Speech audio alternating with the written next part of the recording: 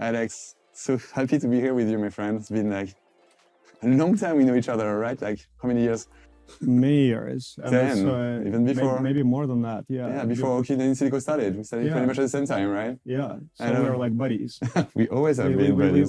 We saw everything by now, right? Pretty much. And I love this little panda. Is it like the... It's a stress panda. It is? Yeah. Grip strength is good for longevity, right? So just squeeze your panda. That's a really good exercise. And congrats for the IPO. Super proud, to see you guys paving the way on that. How do you feel? A lot of people ask me how I feel. I feel that now we have to grind harder. So we are going to push hard on AI, specifically on multimodality. And I know that you are doing, phenomenal work in this area. So I always add multi-scale, multimodality. We both agree that this really matters, right? Biology is so complicated for the human mind. I feel like AI is just, you have to get to AI. Yeah. There's no other option. There's things that you can do when you're human, but we're still trying to understand, biology with bioinformatics tools, whatever. We need a super intelligence. We need super intelligence. We do. I mean, people are even the common. I'm always surprised with the common cold in winter. There's no treatment, no curative options. Like, dude, we have to do something better for that. Yeah. What's funny is that it's actually pretty easy to get to super intelligence depending on how you define it. Yeah. So if you define superintelligence as better than human at a certain task, yes, in many areas we're already at like state-of-the-art plus performance even compared to human. Right. The question is, how do you solve the problem kind of at every step of the way? So try to be better than human at every task. Right. Of the entire drug discovery and development chain. And we don't compete. You are more kind of on the drug side when it's developed. The R&D. We try to replace R&D by one agent with so many skills and new reasoning models and super intelligence. And we are kind of on the early side from discovery. But you agree that maybe on the most important skills for the super intelligence, you would choose maybe, I would pick up causality, something that, we need to really get there at some point. I mean, it's still incredible. For example, like new cancers, like cholangiocarcinoma. Yeah. It didn't really exist 20 years ago. We have no idea why. And the why is so, like, we're obsessed about trying to understand why people have these type of things. Yeah. So do you think we'll get causality? What do you think are the steps that are, I think in some areas, AI is actually pretty good at causality already. Like so? Your models, I think that, Gemini, ChatGPT 5.2, if you look at the reasoning capabilities in terms of like disease causality, it will do better than an average human or even sometimes a trained physician. Yeah. So is it super intelligence? It's good to dependently define it, right? Yeah. So we need to ensure that AI goes way beyond human at every task in order to be able to explain those things. And we'll eventually get there. I think that what most people should realize is that in the frontier AI space, the ultimate battle will be an AI for science. Yeah, I agree. Yeah. 100%. That's going to be the big win. And what about you? You quoted Gemini, and I think like Google is a big comeback here, right? And even on OpenAI, I feel like Anthropic on the enterprise is like winning it. But on the customer kind of like AGI side, Google seems to be back on OpenAI, and it's pretty impressive comeback.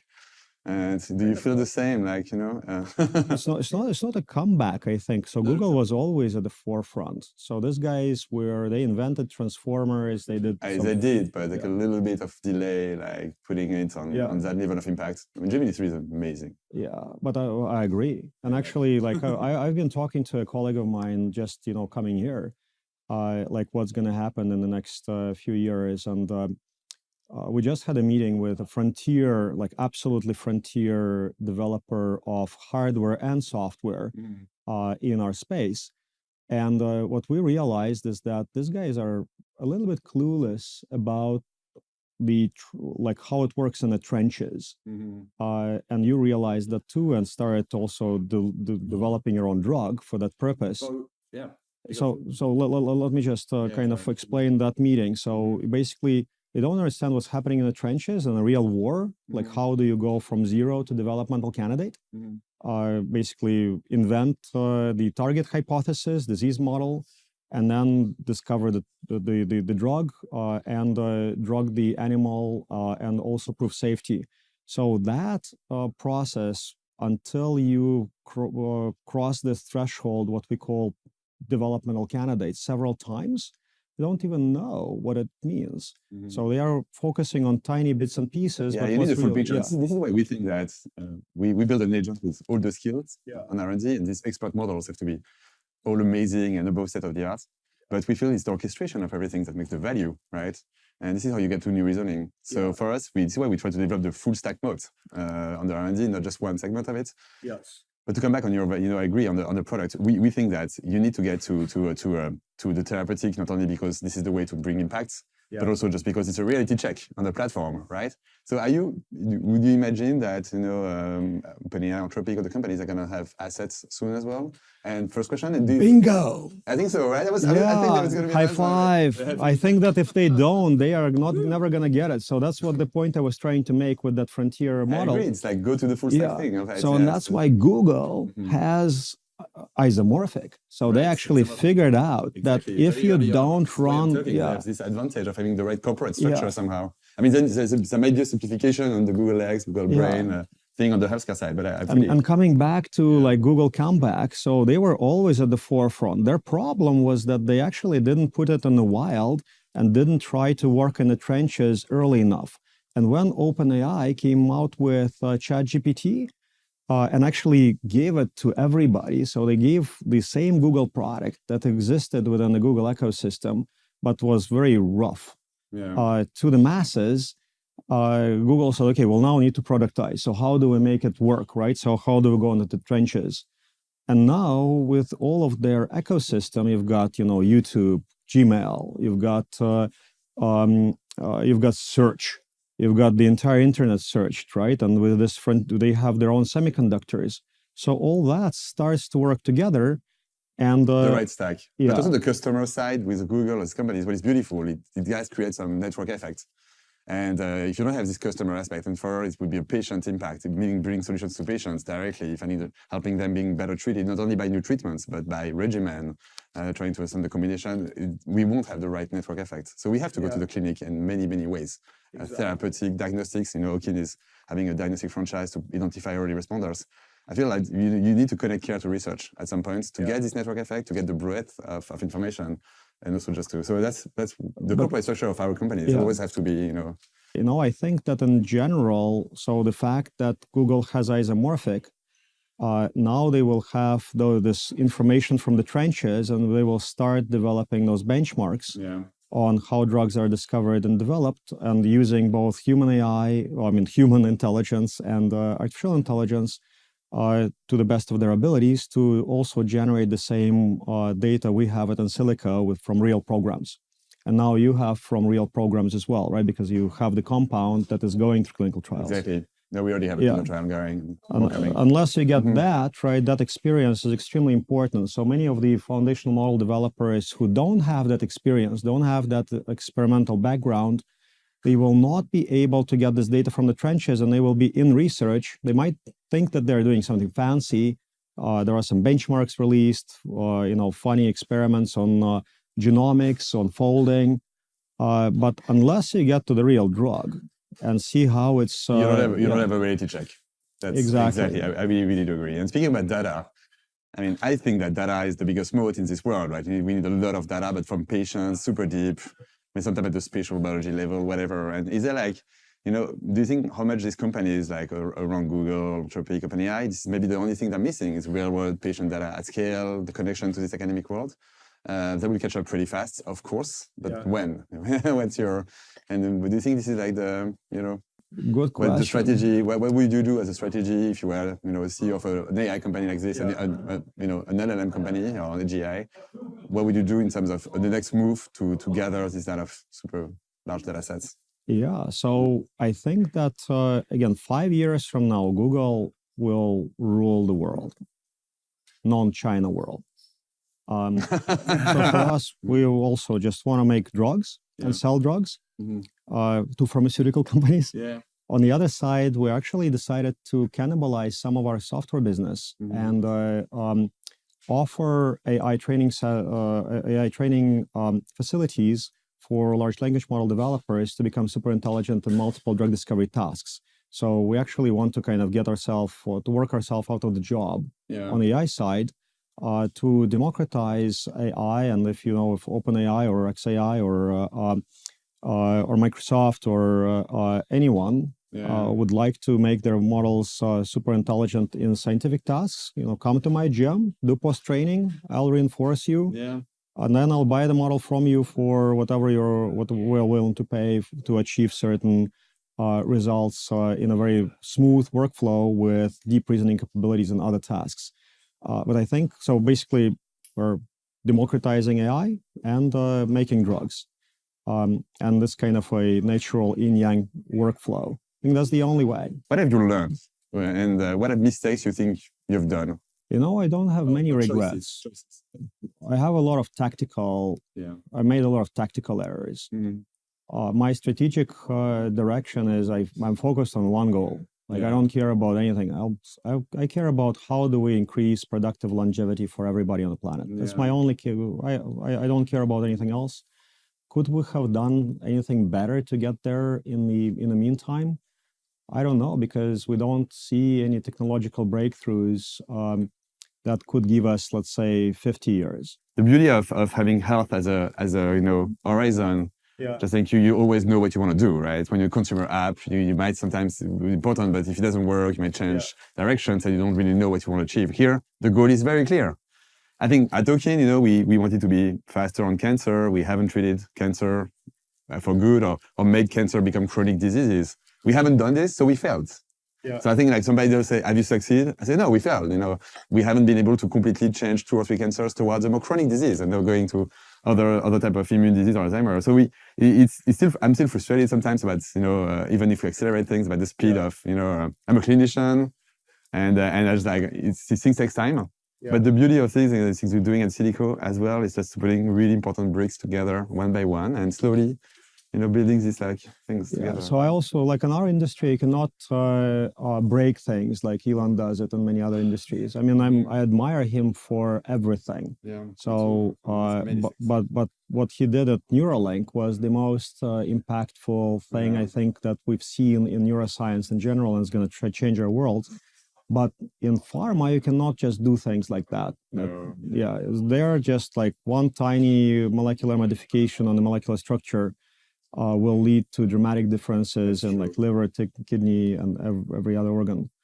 And will pharma keep up, with these AGI native companies? Do you need to be AGI native to be the future of healthcare? With OpenAI, Anthropic, Owkin, Insilico, are we all will we replace pharma, or will pharma become the more marketing, M&A type of franchise, and the R&D will become kind of this type of AGI native company? What do you think? Do you think what's the shot of pharma and how pharma is going to transform itself to adapt to new technologies? What do you think? Well, I think if you were to look at the ideal world, imagine the ideal healthcare system where you have scientists doing fundamental science, then you have companies like ours that are discovering and developing drugs, taking it to a certain level. And then you've got pharma companies that are running late-stage clinical trials and also marketing the drugs. Exactly. That would be a phenomenal... That would be the best thing, right? It would work very well. But right now, if you're a big pharma company, you think that you want to work at every vertical, at every layer of this pyramid. And you have your own scientists, you have your own discovery, you have your own AI, you have your own development. And you spend massive amounts of money and sucking a lot of capital in and a lot of talent in that is sometimes not very productive. I'm sorry, pharma. I love you. I think that you are extremely So do I. You're my clients. Our Please clients. Continue to buy us. So please don't buy less of our stuff. And buy my drugs.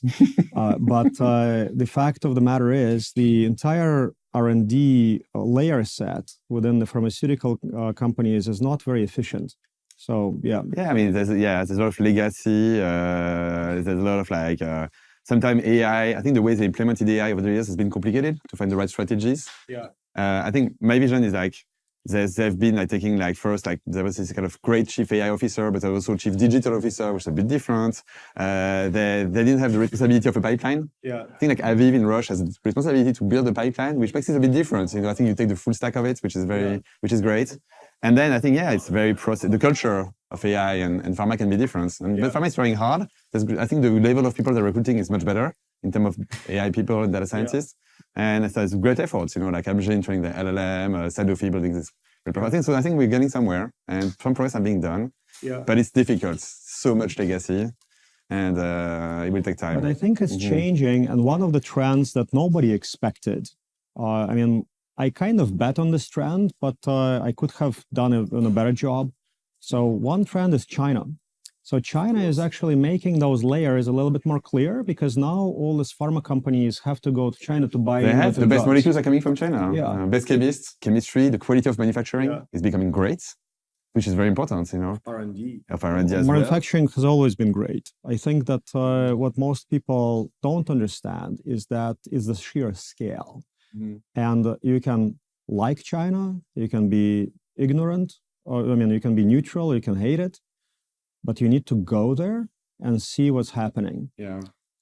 And right now, I think that this kind of just emotional on media and those geopolitics that you hear about, they are inhibiting the ability of people in the US and other countries to go to China and then to see how they can compete there. Yeah.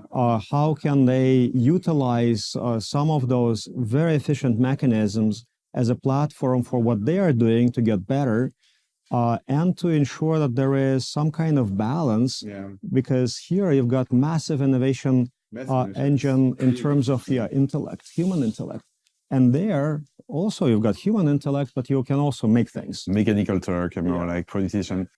How do you think people are going to be treated, and the medicine is going to move forward in like 10 years and 20 years? So that is a very good question. I would like to also ask to you, because that's... used to be a caregiver, but we still are in some way. Yeah. Yeah, what do you think, like in terms of technologies, hardware, drugs for sure that are available?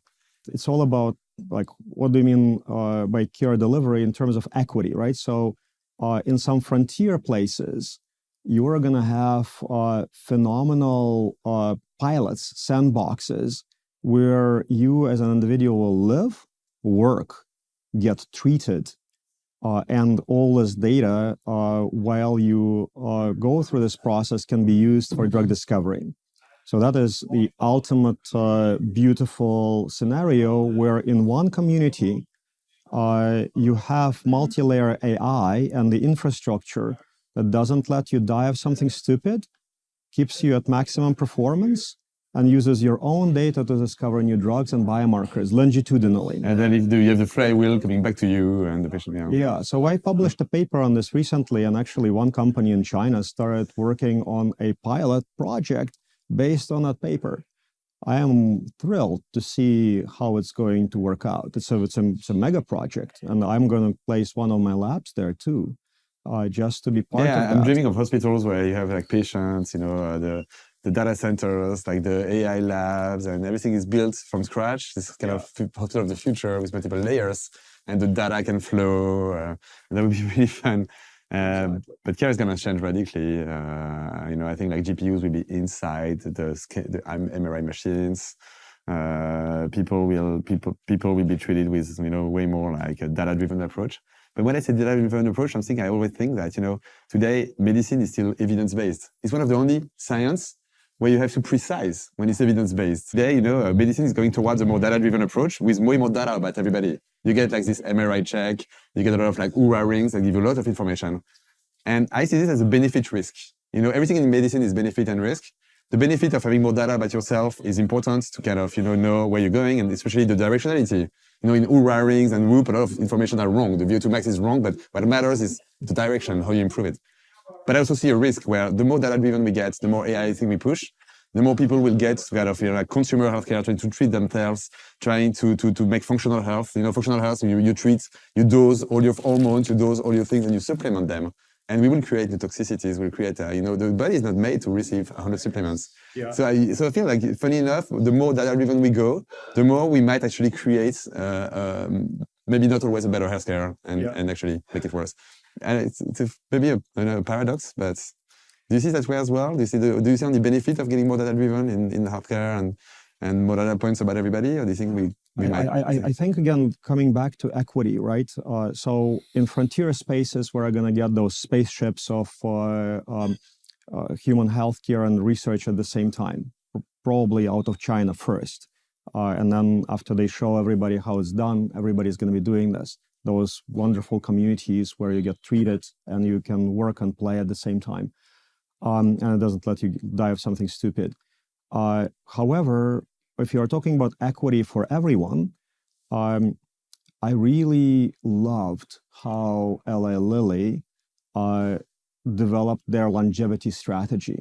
What is the other Alex Makarov secrets for longevity? So for me, the longevity drugs, and that's how we also structure our portfolio, are I&I, so immunology, inflammation. It is metabolism, and it is fibrosis and CNS diseases. So kind of four areas that we are focusing on, yeah. I'm more focused on the immunity, so I really try to understand, the immune system, how we can strengthen it. And through different, cancer research, autoimmune diseases. So many people have one or two autoimmune diseases, don't even know about it.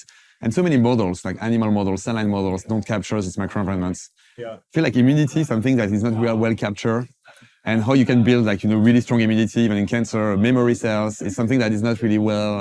And we're really focusing on that in the company, and with different technologies like spatial biology and others. And I think this is really strong immune system will push, and this is enhancing immunotherapy drugs or building new ones is something that we really, everything is about immunity, inflammation, and everything. Inflammation rule the world. I agree 100%. And actually, the fun fact, so you and I, we probably already lost our thymus, right? Yeah. So we actually... Most adults do, yeah. Yeah, we have a piece of fibrotic tissue there. So the immune system degrades over time, and immunosenescence is probably one of the kind of core hallmarks of human physiological aging. But Alex, I think it was great. I need to go before we leave to the just one question. Yeah. One question quickly from me to you. You're gonna ask me about my pink shoes, or no? It's my totemic item. It's like I love your. We both have our totemic item. Your jacket and my shoes.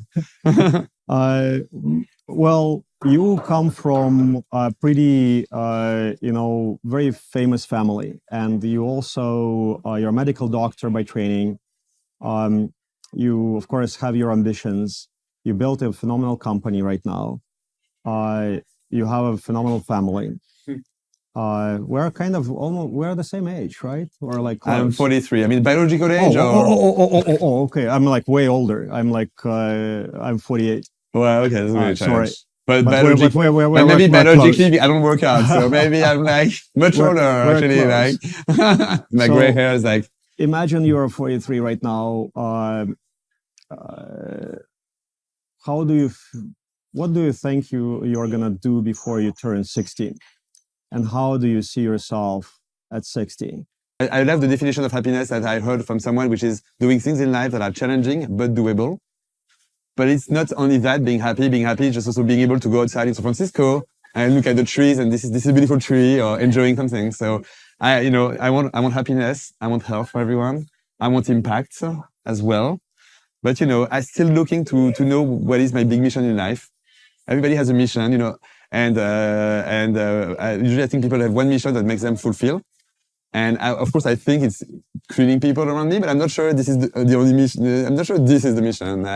This is what drives me.